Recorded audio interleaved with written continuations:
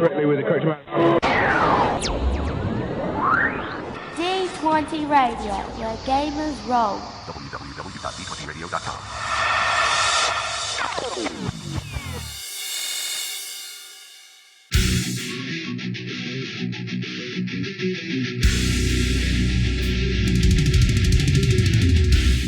Welcome to Me and Steve Talk RPGs, a podcast where me and my friend Steve try and help you get the most out of your role-playing game experience.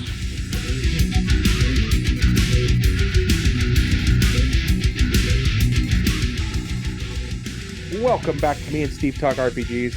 I'm here with my friend Steve. Hello, Steve. So, first things first, we have a podcast of the week. Take it away, Steve.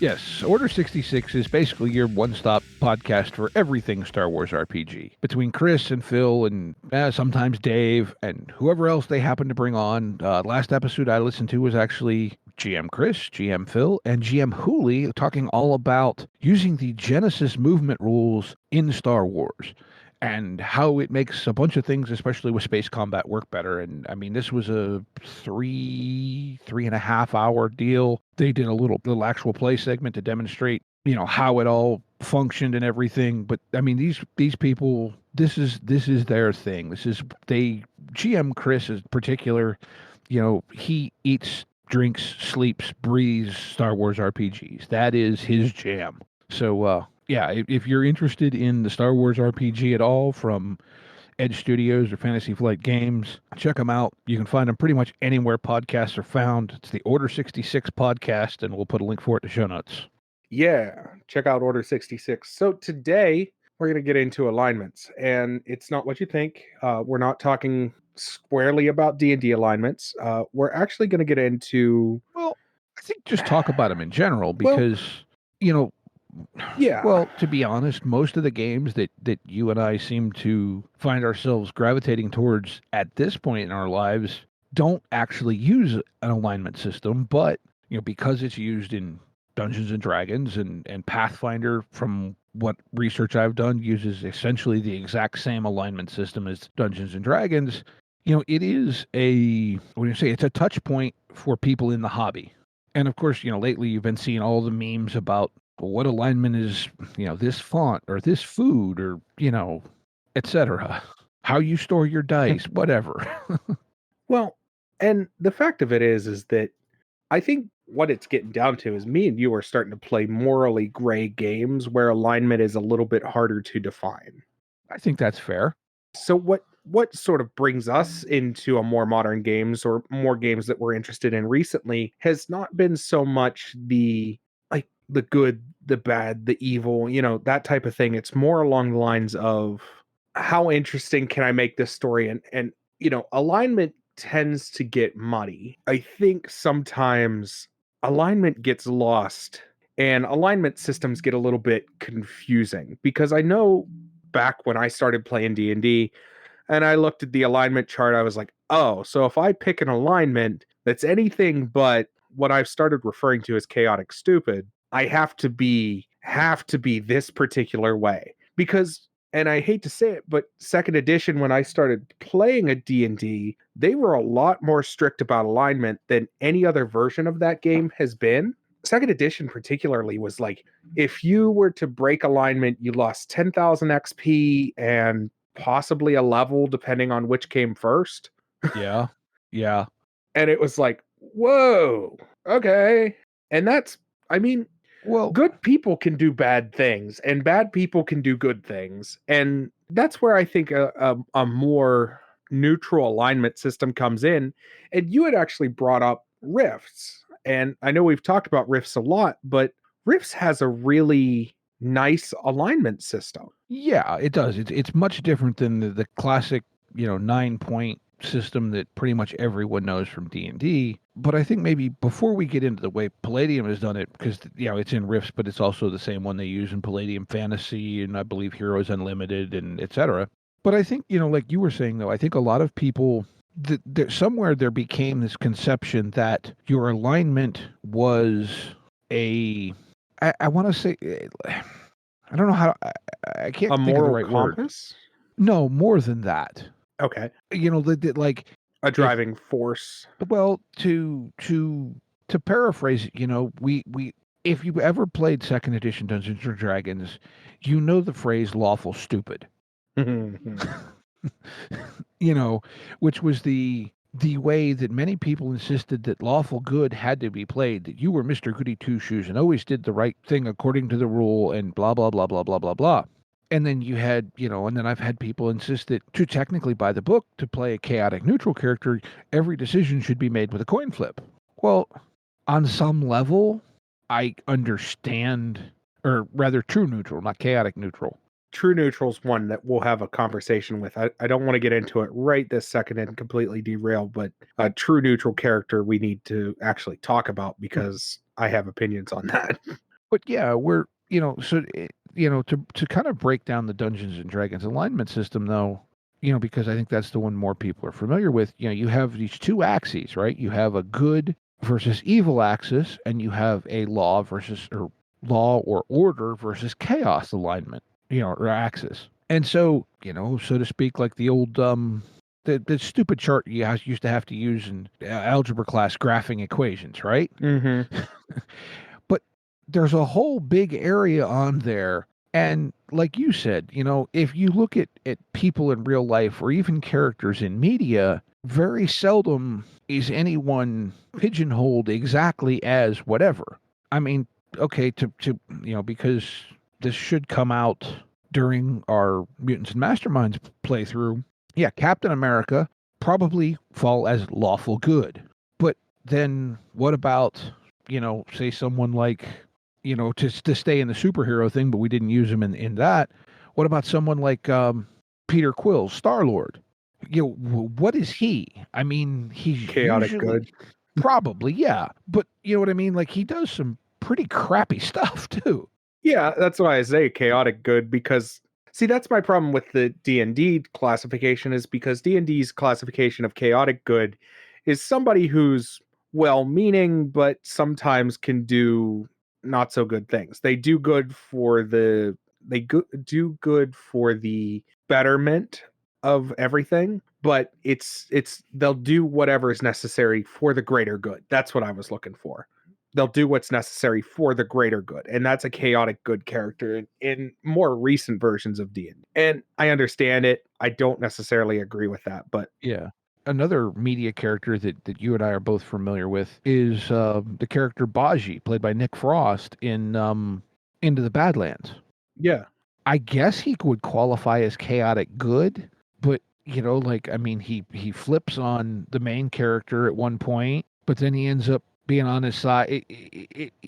He's complex, and I think at least in practice, if not in rules as written, the classic Dungeons and Dragons alignment system has been enforced in a very, what do you want to say, rigid video game type of mentality, as opposed to being, this is kind of your general outlook, but it's not a strict whatever.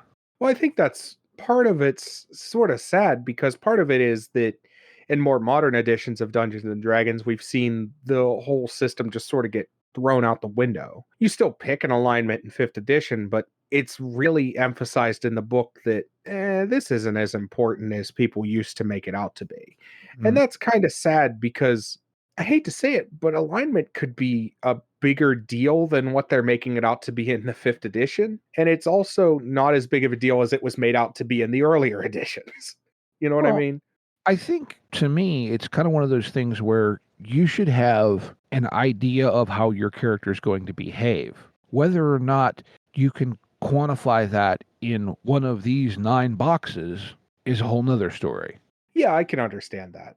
I can understand where you're coming from, where you want to have an idea of what sort of how your character is going to react to certain things, but I just, not that I really think that the alignment system was amazing. I just don't think that completely throwing it out, like, you're throwing out the baby with the bathwater at that point. I think that's a fair statement. I think you're not thinking broad enough. You're just going, rather than think about this, we're just going to say ignore this and do whatever you want. And I hate to say it, but 5th edition feels like they did a lot of that. You know what I mean? 5th edition feels like they went, that that's too much thinking. We'll just ignore this and you do what you like. Yeah. Not that I really hate 5th edition. I think it's probably I don't know that I would go as far as saying it's the best edition of Dungeons and Dragons. It's the most easily accessible and universally cared about edition of Dungeons and Dragons. But from playing older editions, from touching other editions, like I played a bit of Pathfinder back in the day, just like 1 or 2 sessions, but I played enough of it to get a feel for it. And I know that like Pathfinder was essentially 3.75. So I know that I can not speak as an authority on it, but I've played 2, 3, 4, and 5 now of Dungeons and Dragons. Mm-hmm. And having touched almost all versions of it, I can say that 5th is the cleanest, nicest version, but it's also got a lot of flaws. And that's not saying that none of the other ones had flaws. They all had flaws, but 5th edition has its particular flaws, like especially bad. I think 5th edition probably overall functions at least as good, if not better, than pretty much all the other editions.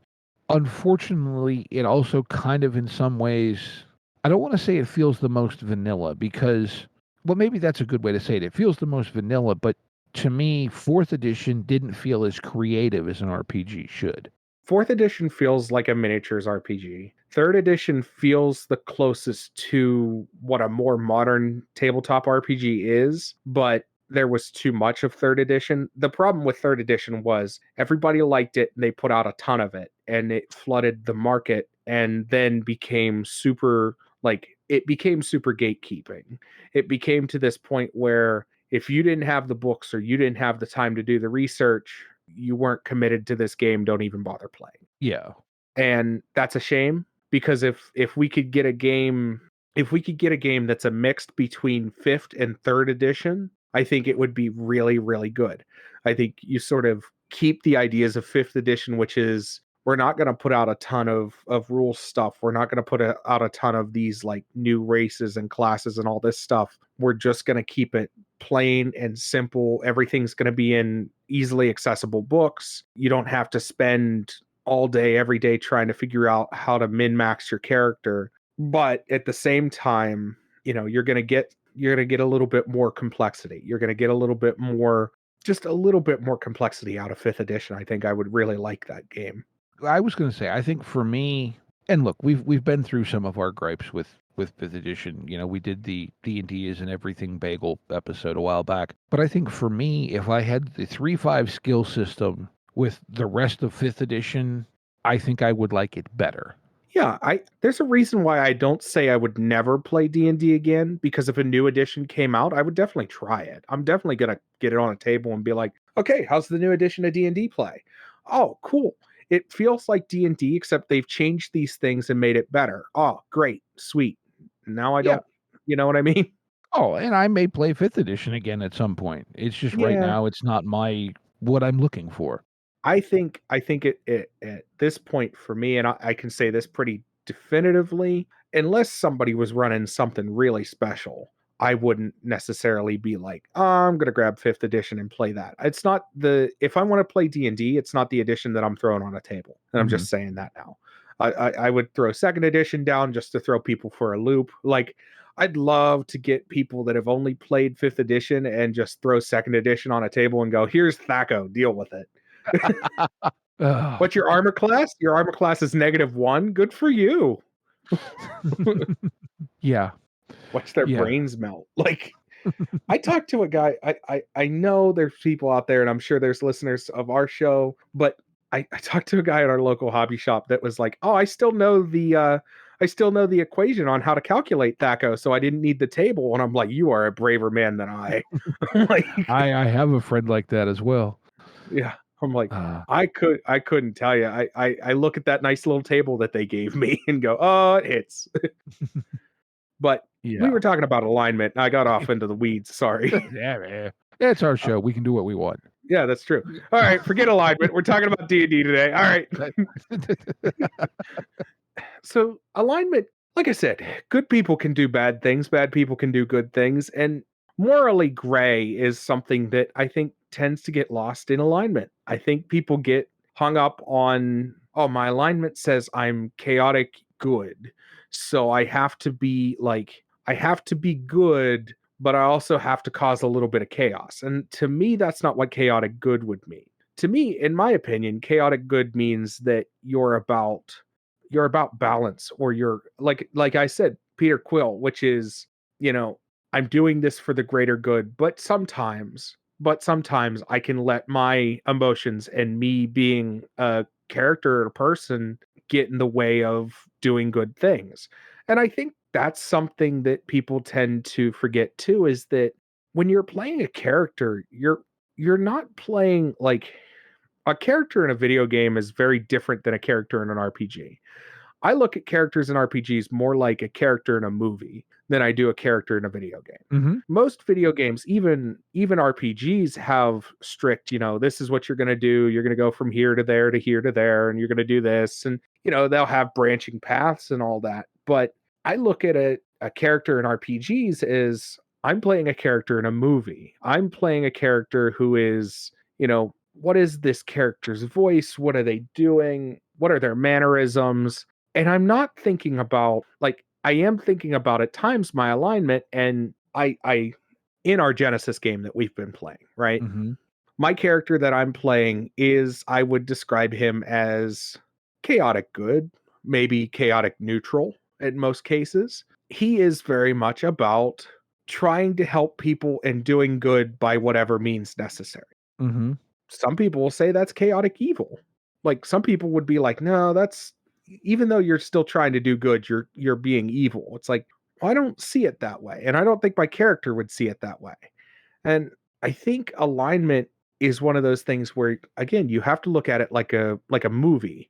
Like, John McClane is a chaotic good character. He does bad things for good reasons. You know what I mean? Yeah. Yeah. In that matrix, yeah, I would put him at that point. He's a It, good guy, but he doesn't play by the rules. well, I mean, like Lethal Weapon. You look at that. Look at what is it, Murtaugh? No, that's Riggs. Yeah, Riggs is Gibson, I believe. Riggs is Gibson. So look at Riggs. Riggs is very much like a chaotic neutral character, where Riggs isn't in it for any sort of necessarily good. He's just in it for him. You know what I mean? Mm-hmm. Like, just because he's doing good doesn't mean that he really cares. Riggs is a character that is very, very much like a definition of chaotic neutral. He's neutral to the situation, and he is an agent of chaos, but he is, just in those movies, he's trying to do good. Okay, well, but in any other context, you could see him doing something completely messed up. You know what I mean? Yeah. Yeah. I think, like you're saying, I view RPGs much more as a movie than as a video game. And in a video game, because it's all coded, you can have this action is 2 steps this direction, this other action, your other choice is 2 steps the other direction or whatever. But in the context of an RPG, it's much less defined. It's not coded. It's, well, I'm going this way, which is the good thing, but I'm really only doing it because it has this other outcome that's what I want. So I don't give a crap about it being good. I'm doing it because it's good for me. Mm-hmm. And I think if you follow the classic 9-box alignment blindly, it reduces how, I don't know if fluid is the right word, but how living your character can feel. Yeah, alive, believable. Yeah. Believable would maybe be the word that I would use, because it's not necessarily, alignment doesn't make a character alive. Personality makes a character alive. It's a layer of complexity. Yeah, alignment does help with making your character believable, making it feel like, the thing for me is that I always want characters that feel like they could be a real person, but they're just a little bit too flamboyant to actually exist. Yeah. That's a lot of, where I go with characters too. Like I talked about our Genesis game, Cole, that could be a real guy. He's a bumbling fool. He's sort of crazy. He's sporadic, but he's sort of a believable person. I've known people in my life like that, except he's in an unrealistic situation. It's just this character who is a little bit just off of what real life would be. And that's what I go to RPGs for, is to get that. I don't want real life in my RPGs. Like, I don't mind a little bit of it, but I use it for escapism mostly. Yeah. And in my mind, when I play characters, I don't want them like I never want to play the town guard character, the town guard paladin. You talked about it as lawful stupid. Like, I don't want to play that character because there's enough. We don't need any more rigid rules. Like, You don't need Barney Fife. no, I don't need Barney Fife. If I needed that, I would go and watch some Andy Griffith show. But But and I'm saying that, a little bit tongue in cheek. no, but I know what you're saying. It's you don't need the yeah.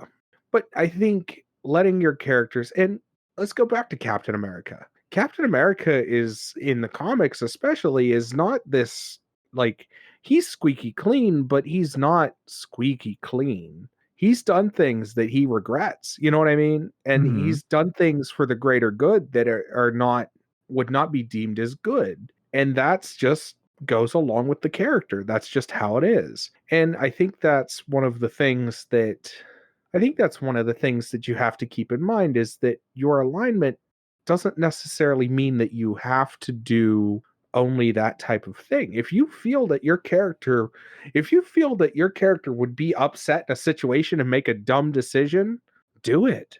Yeah. Why don't hold back, just do it. Like Peter Quill Peter Quill unloading in that one scene is the perfect example of if that was a D&D campaign, I could see myself doing that exact thing. And it's on you and the DM to play that out and the repercussions that come with it.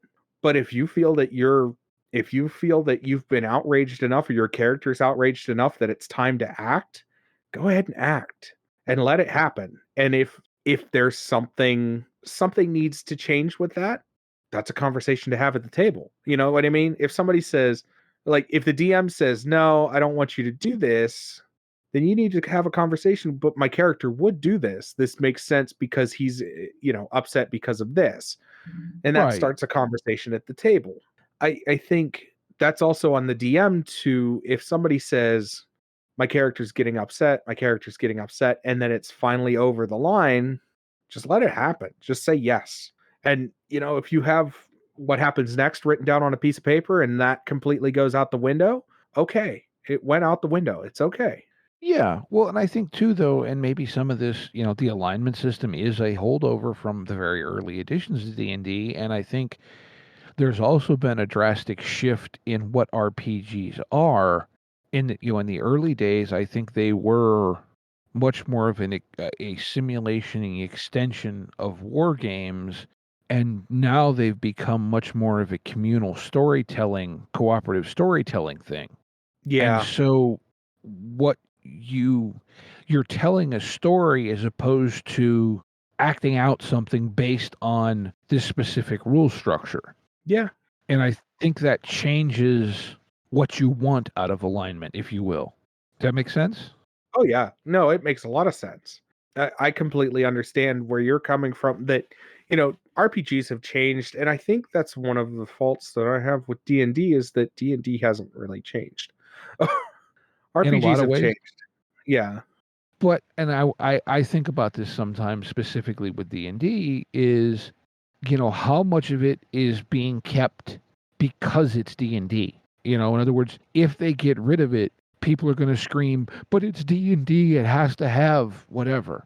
Yeah, I wonder if that's the case.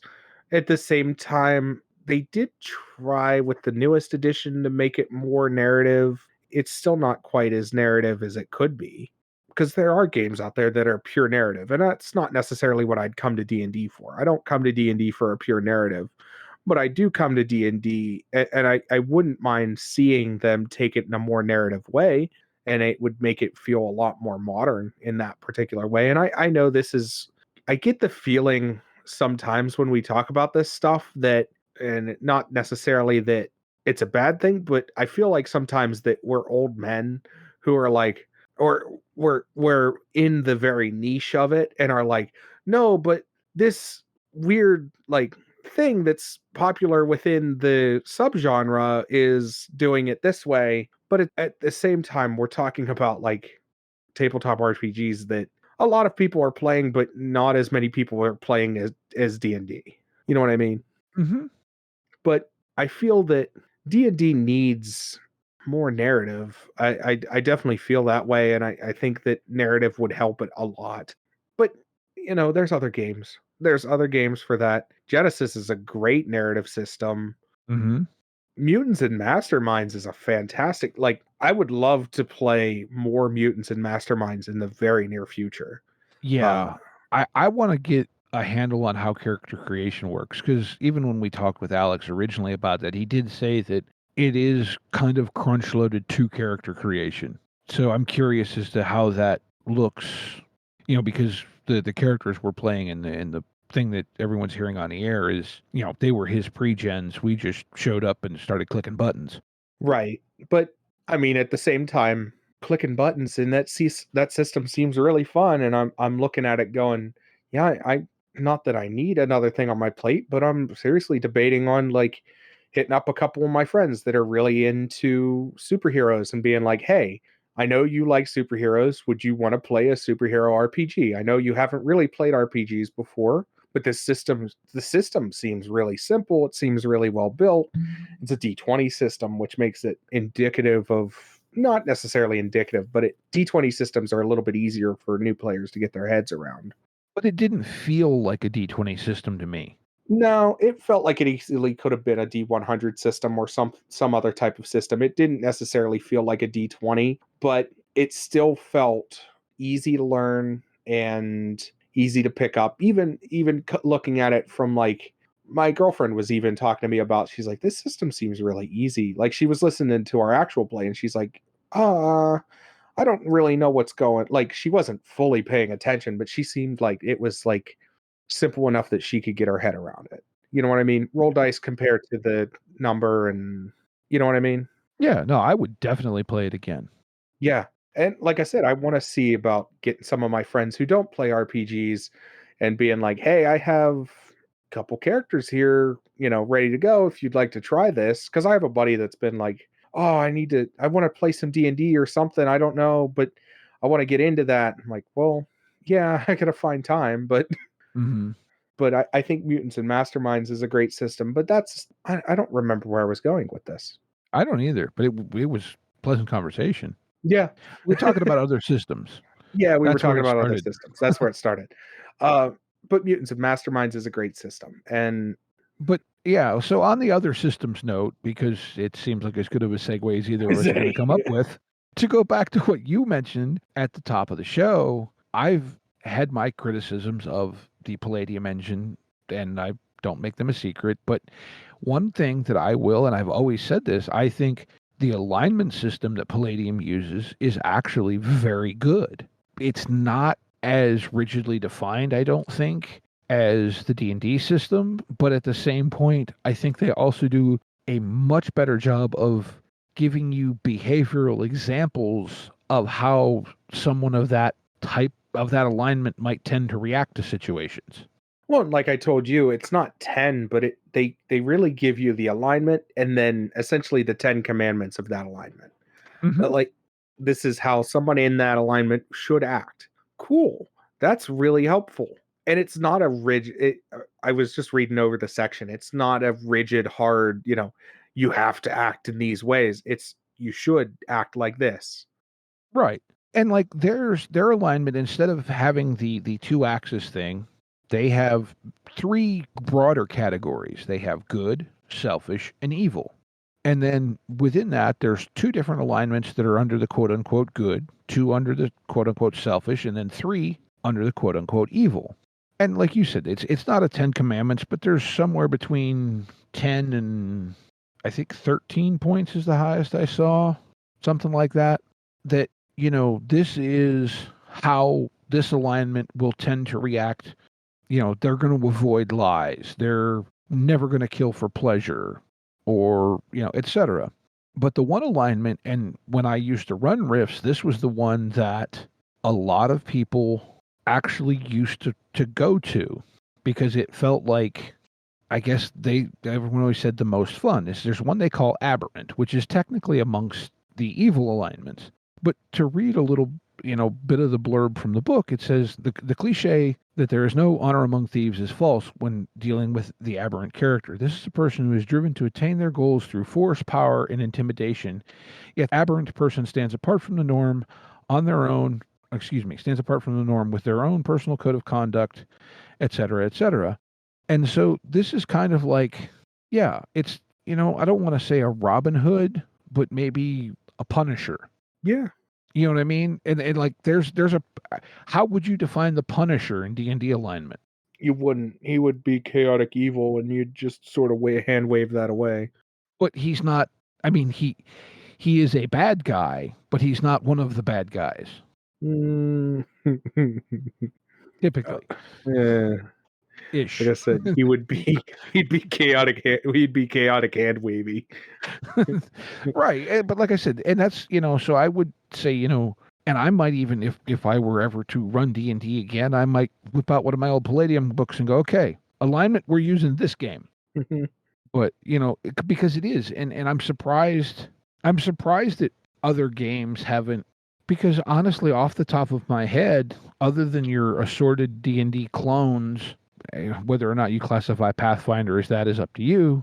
But other than that, in the Palladium engine, like, I don't know if, like, Cypher uses alignment. I off the top of my head, I don't know of any other systems that do. Yeah, I know Genesis doesn't. Yeah, Savage Worlds doesn't. World of Darkness didn't. If World of Darkness used alignment, it would just all be evil. Well, just, what flavor evil are you? But I mean, you know what I'm saying? Like, but then there's also the question when you go to alignment is alignment the perception against some sort of empirical standard, or is it the character's perception of themselves? Yeah, that's a good point. You know what I mean? Like, because most of the time, even the bad guys don't think they're bad guys. Sometimes. Sometimes bad guys don't think they're bad guys. Sometimes bad guys know they're bad guys. Yes, but in a sense, I think that's often in the, what do you want to say, the more cartoony, well, we're using this, I'm the bad guy, so I am the evil supervillain. Muhahaha. Let me just write something down. Just gotta. Okay. You just gave me an idea for a game. Sorry. Attention podcast listeners. Steve is writing something. Yeah. No, it is Steve incredibly entertaining radio. Yeah. Steve is marking that down because you just made me think about like how to play a character that is evil without making them seem like, ha ha ha, I am the bad guy, which I could see. Don't worry about that. That'll be over here in the corner somewhere. Where was I? Okay. I can't brain anymore. Yeah, it's been a long week, hasn't it? It really has. So, because I can't brain anymore, do you just want to get into Game of the Week? Game of the Week. Game of the Week. We could do that if you'd like. I actually have something picked out. Do you? Yeah, I got something. Okay, now there, okay, there it is. I had found it, and then apparently closed the tab it was on, but I found it again. I'll let you go first. So, all right. Well, my game of the week this week, and I just happened across this, and this is actually a, storyteller, story path, pseudo World of Darkness game. This is called Dystopia Rising Evolution, and it is essentially a World of Darkness, looks to be kind of a zombie apocalypse movie. Or not movie, but a game. It's no one knows how long it's been since the world was blasted with nuclear radiation and became infested with the undead. The survivors of the fall were the first strain of deviation of the human condition and were able to make it through the rapidly spreading epidemic. Finding a community of decent size in this world is rare. Finding one that has any concept of equality or morality is rarer still. And so it's got, it's just rules for creating characters of 24 different strains, which are all variations of humanity that survive what they're calling the fall, which I'm assuming is, the zombie apocalypse type thing. It's got details on various powers of faith and psionics. Like I said, it looks like a very, very much kind of a zombie apocalypse game. And Yeah, it's from Onyx Path. Art looks pretty cool. I mean, I'm not the biggest zombie apocalypse person, but it looks like it could be pretty fun. And well, right now it's on sale because I shouldn't have looked at Drive-Thru RPG because they're having a post-apocalyptic sale while we're recording, and that could be very bad for me. But anyway, Yeah. Just if it's I don't know. I don't ever know how long these sales run for, but if it's still happening, they do have the Judge Dredd in 2000 AD bundle, the Russ Morrissey stuff, $57. runs through June 13th, so day after tomorrow. So yeah, won't be by the time anyone hears this, but we can look at things and rack up incredible wish lists. Well, I'll tell you, they have the Judge Dredd and Worlds of 2000 AD bundle on sale. It was like $57. Ooh, Yeah, yeah, that was your game it of the was week everything. a few shows back. Yeah, it's the Judge Dredd core book, Robot Wars, 2000 AD presents sci-fi thrillers, Cadet Anderson. Yeah, just Ooh, it's a couple different books. but yeah, like I said, I think this. It look, I know the zombie apocalypse genre is really popular with a lot of people. So, I mean, it would seem to me that this could be, like I said, if that's your thing, I'm sure it could be a really fun game because it looks like I could have fun with it, and it's not my thing. So, Well, my game of the week is cheap. I am going with Mutants and Masterminds as my game of the week because it has been on my mind since we played it, and I have been like, not that I was on the fence. You guys know from listening to the podcast, I didn't really know anything about Supers RPGs going in. I didn't quite get it, and now having played Mutants and Masterminds, I get it. I understand, and I'm gonna say that is my game of the week. It's a fantastic D20 system. I bought the book after I played it a little bit and was just like, this is going in my cart. It's coming home with me. And yeah, Mutants and Masterminds. Go get Mutants and Masterminds. It's a fantastic system.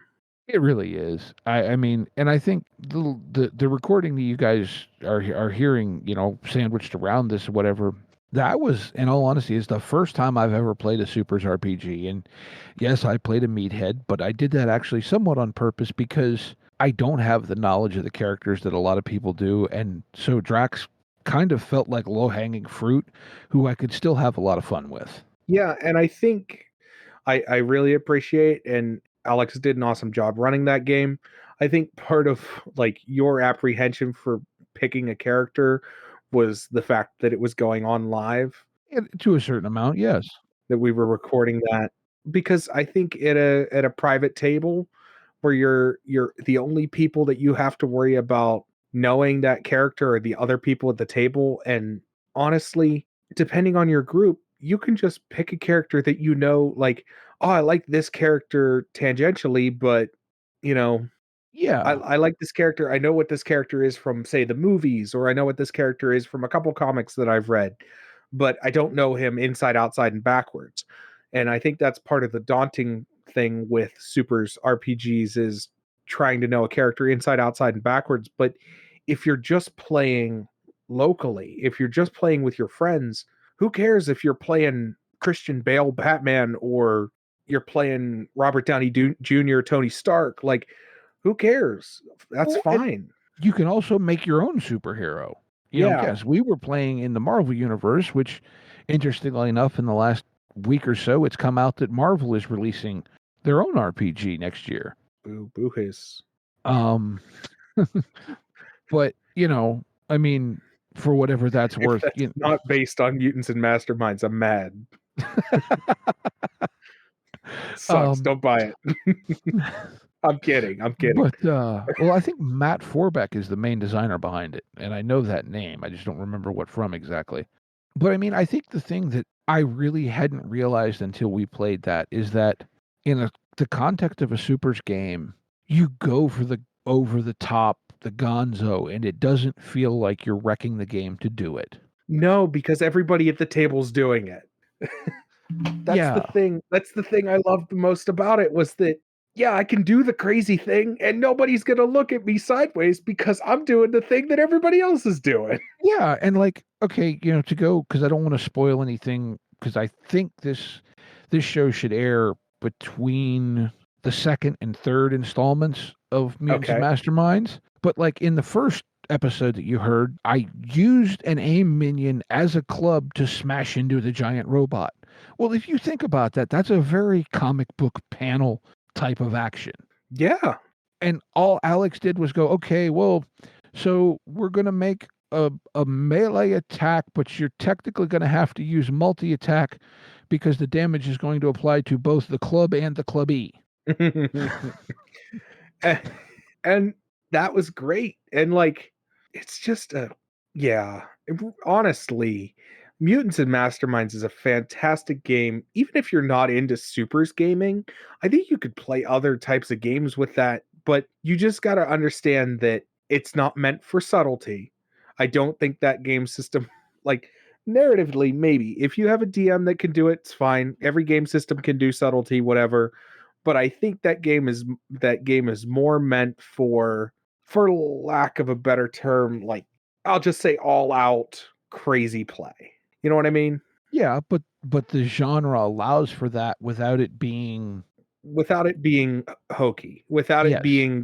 uh without it being distracting to the table. Because that is one of the biggest problems when you have a character who is all out like that. It can be like when you have a dark and brooding character and then the goofy all out character, it can really make you feel like, oh well, this guy just doesn't care about the subtlety of my character. But Mutants and Masterminds lets you do that and lets you be subtle but over the top in every way that is just fantastic. It does. It very much does. And the other thing that I liked, and we touched on this a little bit again in the first episode, the encounter that we had, there were like, what were there, 4 or 5 groups of these minions, and Five they were like groups of 4 minions. apiece.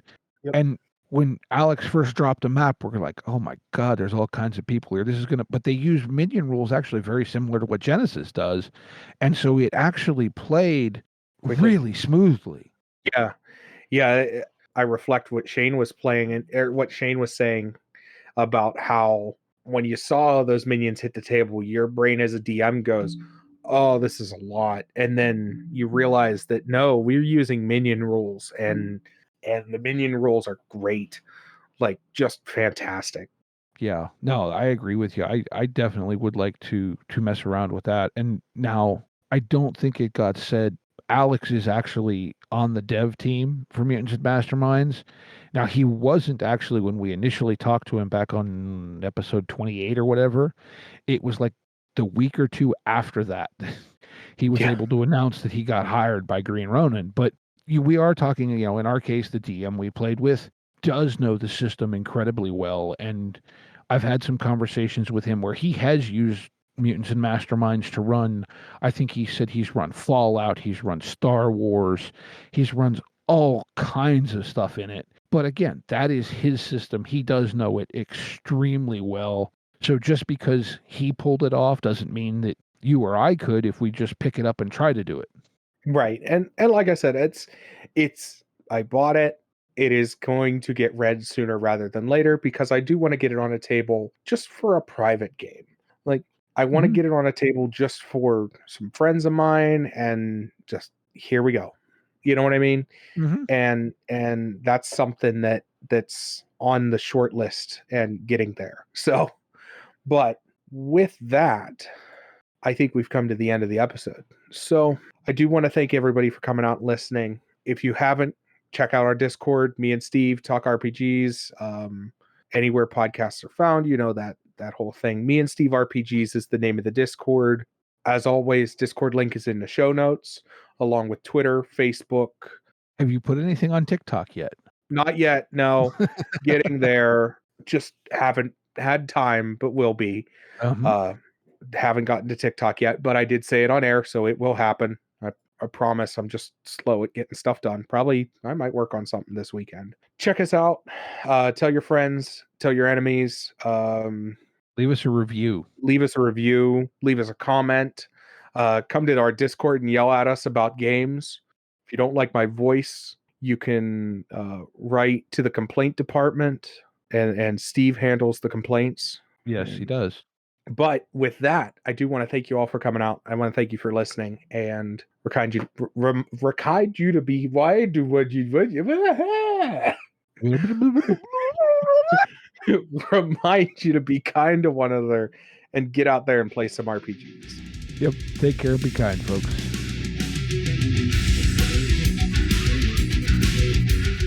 Intro and outro music by the band 12 Noon. You can email us at meandsteverpg@gmail.com. You can also find us at facebook.com/meandsteverpg. Thank you, and be kind to each other.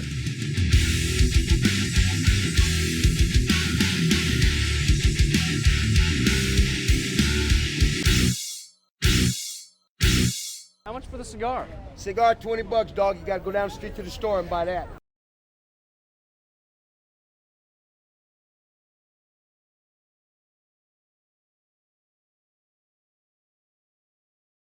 Do do do do do do do do do do do do.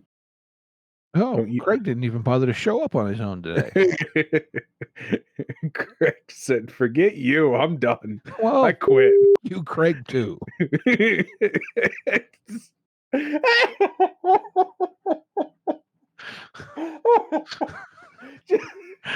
That's. I wish we could, but you can't put that as the outtake for the episode. Oh, I can't. I could just put a tone over it. There you go.